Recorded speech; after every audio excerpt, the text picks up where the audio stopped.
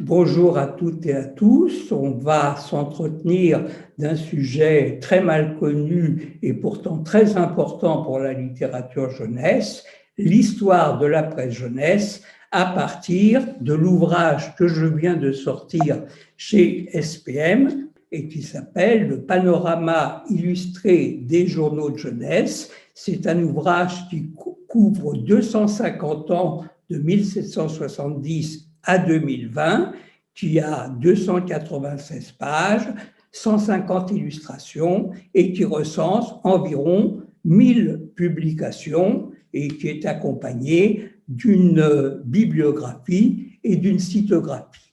Avant, je vais dire quelques mots de l'auteur, quelques mots pour me présenter parce que je suis un peu particulier et que je fais des choses très différentes. Je suis consultant sur l'Afrique et les migrations, auteur de romans et de biographies, créateur de ce que j'appelle les OLNI, des objets littéraires non identifiés, et fondamentalement écrivain jeunesse et spécialiste de la littérature jeunesse. Je suis donc consultant international sur l'Afrique et les migrations. J'ai travaillé 26 ans en Afrique et je continue à travailler avec les diasporas africaines en France, ce qui a donné lieu à un certain nombre d'essais que vous voyez. Celui sur la Méditerranée est arrivé en finale du prix Méditerranée, mais j'ai été battu.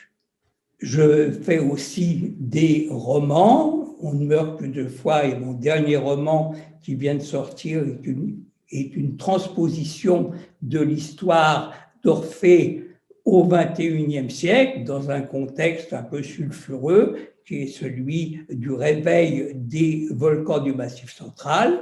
Je fais des beaux livres. Il y a plein d'ouvrages sur la Grande Guerre, mais aucun sur la vie des enfants pendant la Grande Guerre. Et je fais des biographies. Hetzel n'est pas simplement l'éditeur de Jules Verne, mais un des créateurs de la littérature de jeunesse. Je fais aussi ce qu'on appelle des objets littéraires non identifiés. Gris Mortel est le premier roman policier interactif à coups de mots croisés. Le meurtrier laisse à chaque meurtre une grille de mots croisés vierges pour pousser les lecteurs à s'impliquer directement. Le jeu de cartes Jean Cocteau, je l'ai réalisé à partir des dessins et des illustrations de l'artiste. Quant au Tour du monde en 80 cocktails, qui a obtenu le prix Spirit Bar, il ne l'a pas obtenu parce que mes cocktails sont meilleurs que tous les autres, mais parce qu'il y a 80 aquarelles qui imagent ce à quoi on rêve quand on boit un cocktail. C'est l'imaginaire de chacun de ces 80 cocktails. Enfin, fondamentalement, je travaille sur la littérature jeunesse. Alors, comme auteur de ouvrages essentiellement publiés chez Belin, mais un peu particuliers, puisque là, c'est la jeunesse de Jules César. Il y a plein d'ouvrages sur Jules César, mais aucun sur la jeunesse de Jules César. Et Jules César, avant d'être Jules César, était déjà Jules César.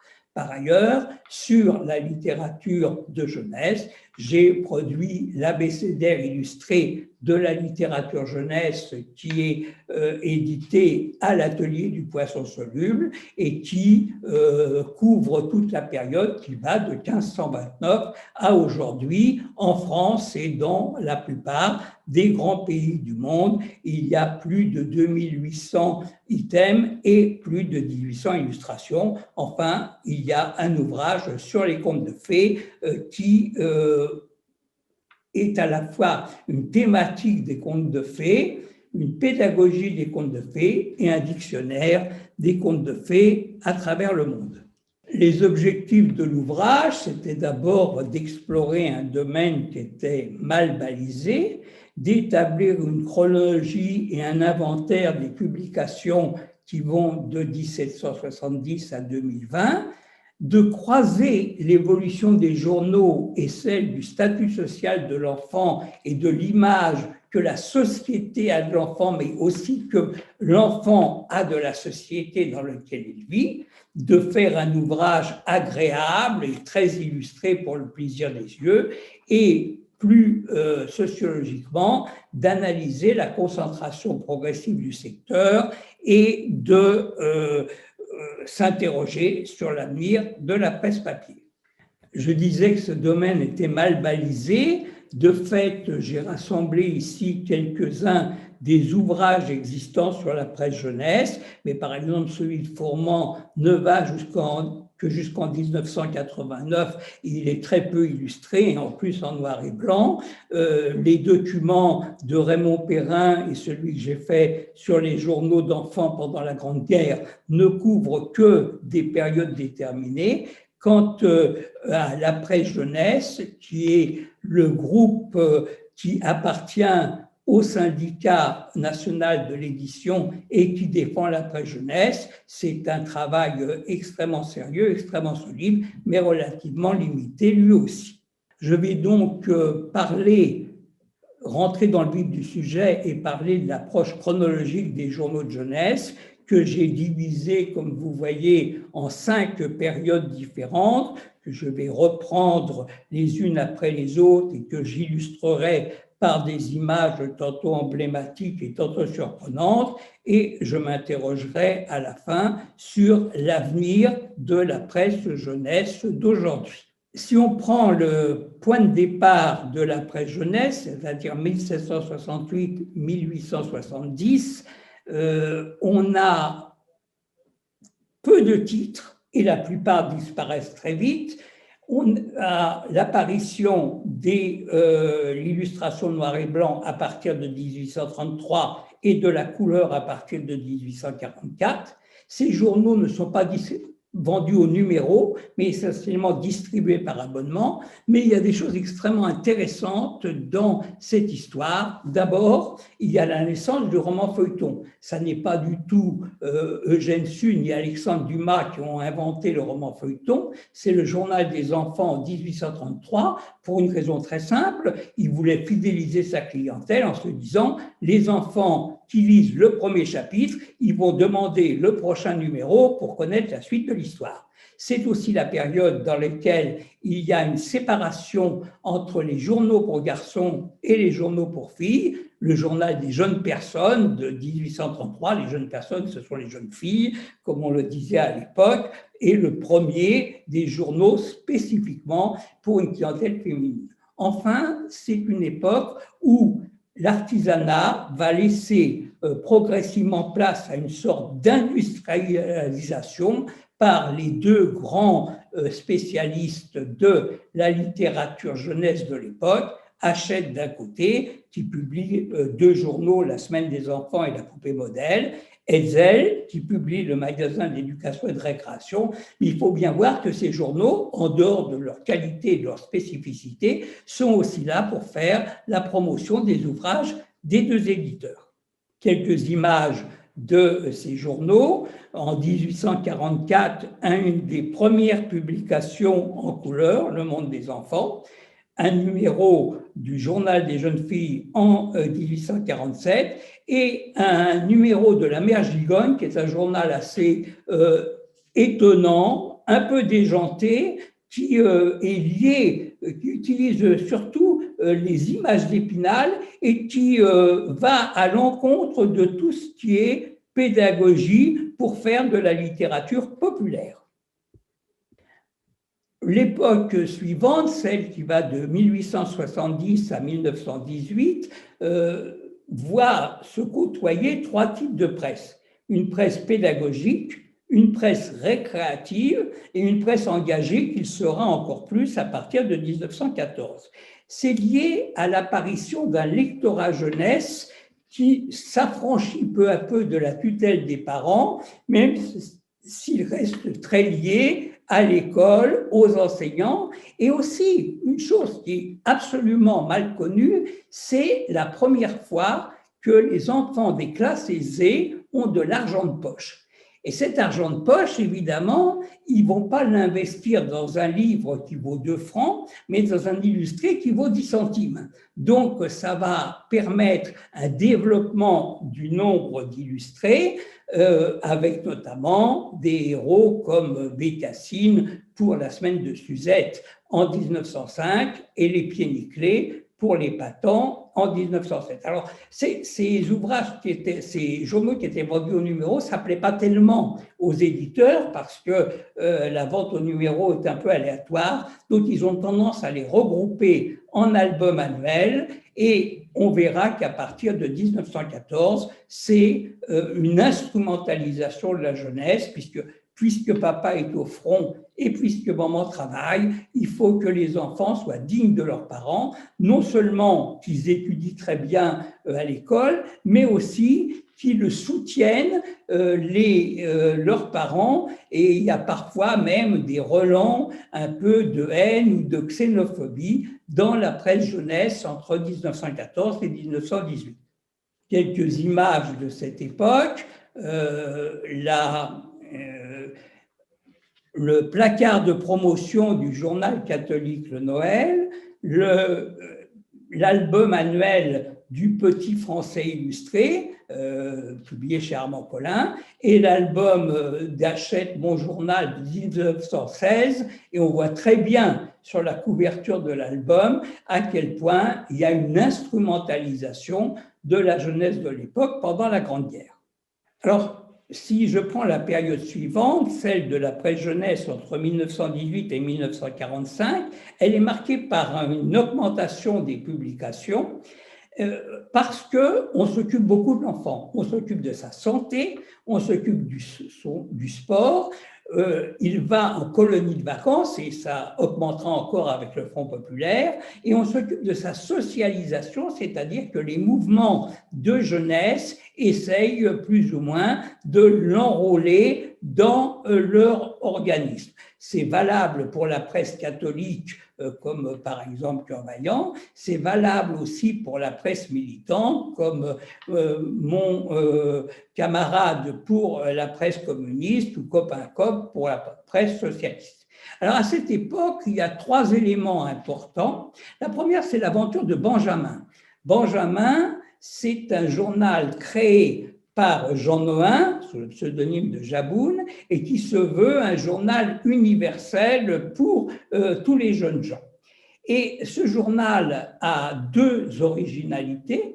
La première, c'est qu'il parle de l'actualité, mais la deuxième, surtout, c'est qu'il propose à ses lecteurs de se transformer en auteurs ou en illustrateurs qui seront même rémunérés par le journal. C'est une des premières aventures pour faire en sorte que le lecteur devienne à son tour producteur. C'est aussi l'époque du développement de la bande dessinée qui démarre à partir de 1924, et c'est surtout l'arrivée en force en 1934 du journal de Mickey. Alors ça, c'est un événement majeur.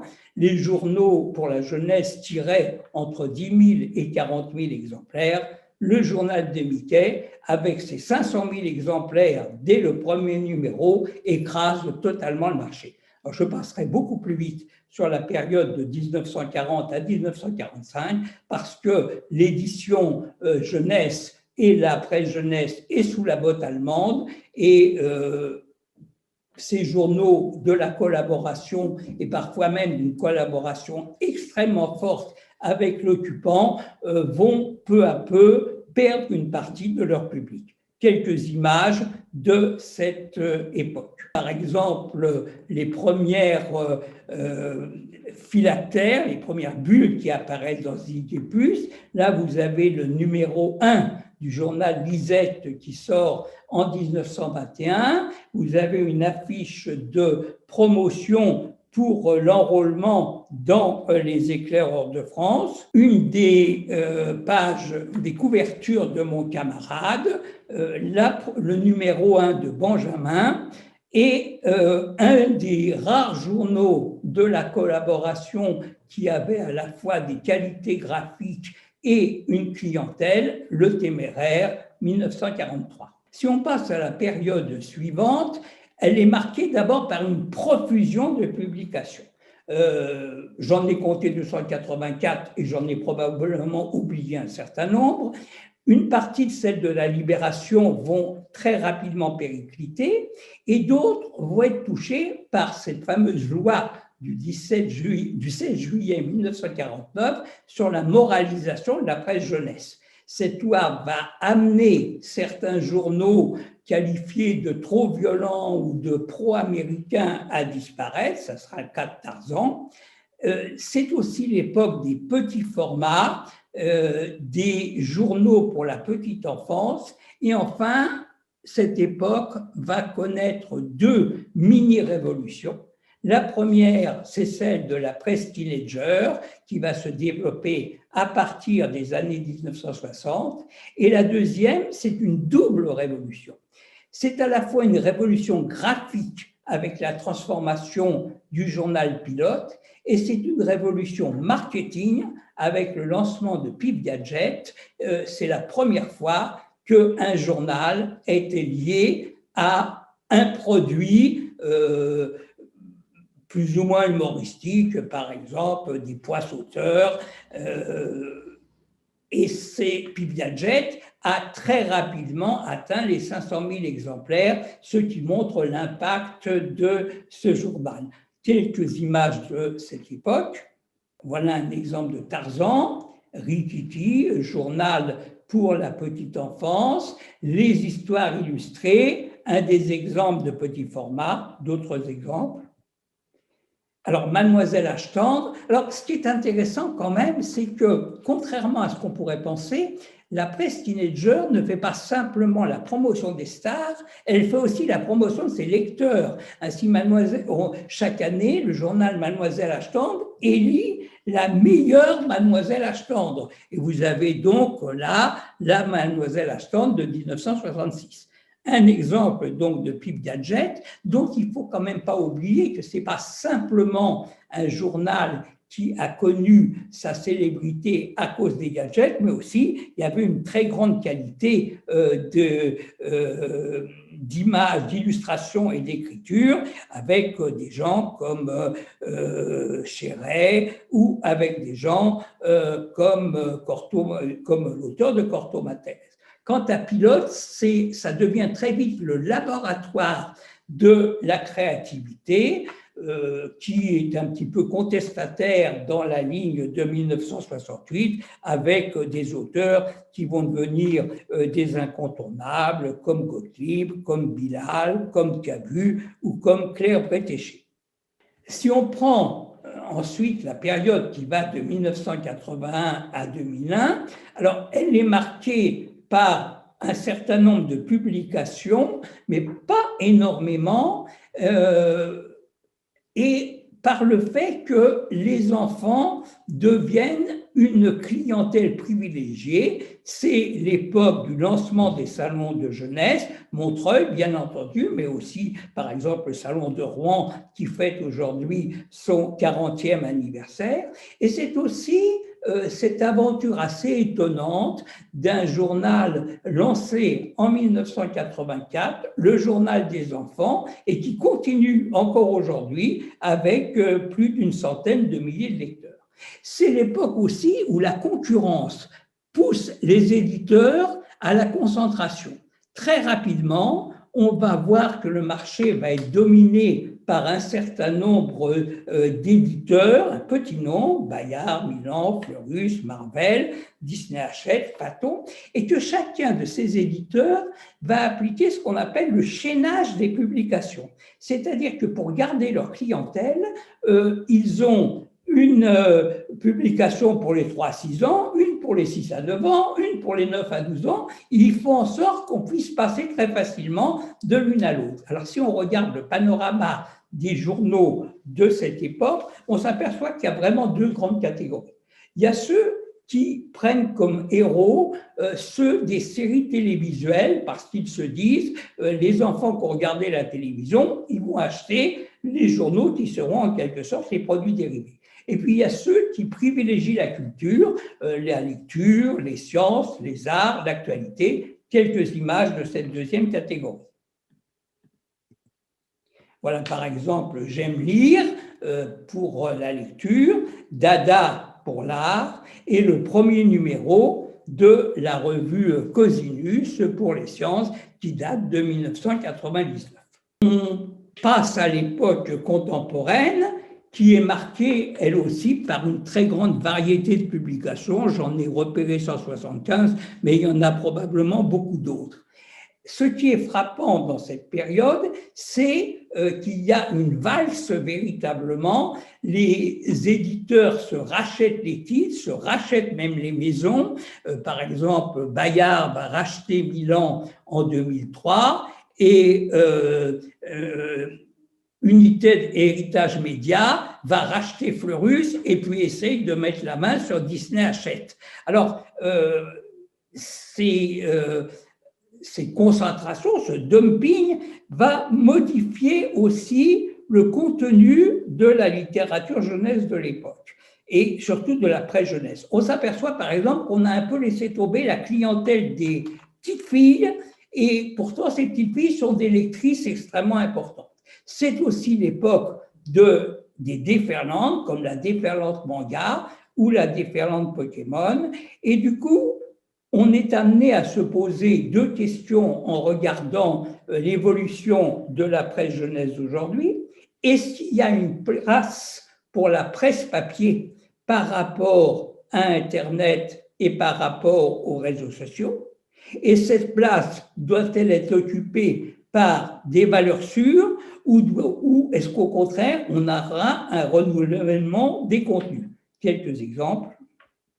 Par exemple, des valeurs sûres. Le journal de Petit Ours Brun, c'est un journal qui est de 2005, mais en fait, Petit Ours Brun, il date des années 70 avec Claude Lebrun et des années 75 avec Daniel Bourg. Spiderman, qui est là un numéro de 2012, il a 50 ans d'âge. Picsou, c'est un numéro de 2012 aussi. Or, le personnage de Picsou est né en 1947.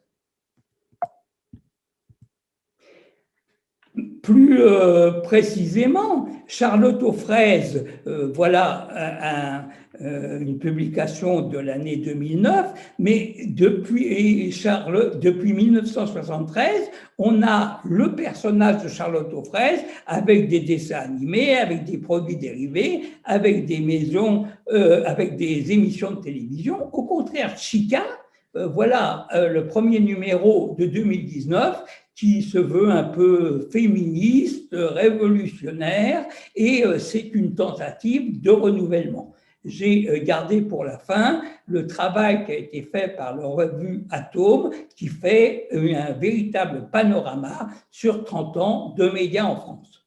Voilà ce que je voulais dire sur l'histoire de la presse jeunesse et de son évolution que j'ai essayé de retraduire dans mon ouvrage. Et je vous remercie de votre attention.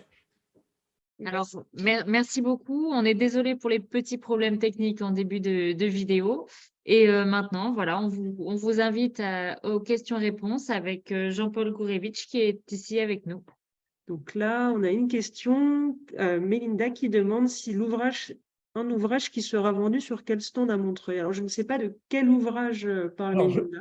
Je pense qu'il s'agit de l'ouvrage que j'ai sorti donc sur le panorama illustré des journaux de jeunesse de 1770 à 2020. Je suppose que cet ouvrage sera à la librairie de Montreuil. Maintenant, je n'ai pas de stand moi-même et la maison d'édition SPM, qui est liée à l'Harmattan, mais qui est une maison à compte d'éditeur, alors que l'Harmattan, il y a un mélange de compte d'éditeur et de compte d'auteur, n'a pas de stand, à ma connaissance, à Montreuil. Alors, on a une autre question. Julie, qui a hâte de lire le livre, qui demande si vous serez disponible pour un entretien après sa lecture et qui demande aussi si vous voyez un développement dans la presse où l'on inclut plus de personnages non blancs. Alors, je serai à Montreuil moi-même le lundi 5, à peu près toute la journée, pas loin du stand de la Charte ou du stand du Krilge. Alors, le problème des personnages non blancs, c'est un problème qui est assez complexe, qui est un problème qui est relativement récent, parce qu'il n'y avait pas eu, il y a 20 ou 30 ans, de polémique sur cette question. On voit qu'il y a un métissage de plus en plus important dans la littérature jeunesse. Je n'ai pas de statistiques me permettant de prendre une distance scientifique pour dire quelle est l'évolution du nombre de personnages non blancs dans cette littérature. Sinon, bah, on vous remercie pour cette belle présentation et d'avoir été présent pour répondre à ces petites questions à la fin. Jean-Paul, merci. Merci au public d'avoir Voilà, et donc, pour ceux qui veulent me rencontrer, je serai donc lundi 5 à peu près toute la journée au Salon du Livre de Montreuil. Et je suppose donc que le panorama illustré des journaux de jeunesse publiés chez SPM sera à la librairie, mais on peut le trouver très facilement sur les réseaux sociaux, sur les plateformes de diffusion type Amazon, Fnac, dans les librairies ou autres. C'est un travail quand même de 10 ans. Bon, je vais dire pour terminer, et de façon un peu présomptueuse, que je suis finalement assez fier d'avoir réussi à mener ce travail jusqu'au bout, même si fatalement il est incomplet. Bon, ben voilà, merci pour cette rencontre. Elle est terminée.